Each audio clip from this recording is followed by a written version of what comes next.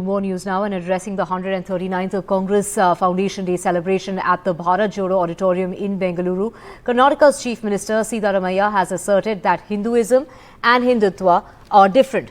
The BJP has reacted, saying that Siddaramaiah's government is into divisive politics and appeasement politics and have no moral ethics to talk about Hindutva. Let's listen in to the Chief Minister first and how the BJP is reacting.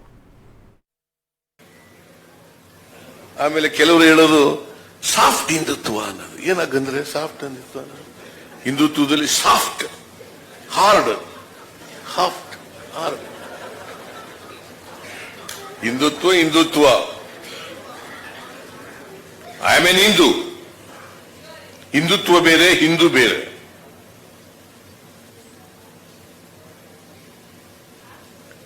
ನಾವು ಶ್ರೀರಾಮ ಪೂಜೆ ಮಾಡಲ್ವಾ? ಇವ್ರೊಬ್ರೇನಾ ಮಾಡೋದು?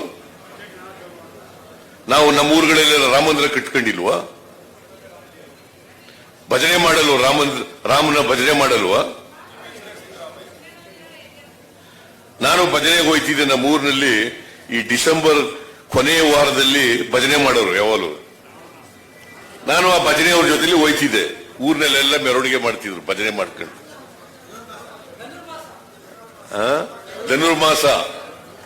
ಧನುರ್ಮಾಸದಲ್ಲಿ ಭಜನೆ ಮಾಡೋರು. ಈಗ ಅನೇಕ ಹಳ್ಳಿಗಳಲ್ಲಿ ಈಗಲೂ ಮಾಡ್ತಾರೆ.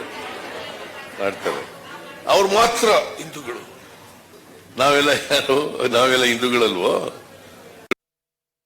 Congress party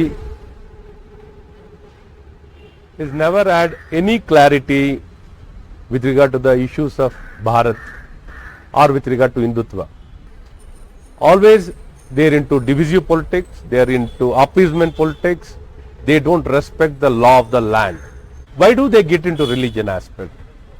So they have got no moral right or ethics to talk about Hindutva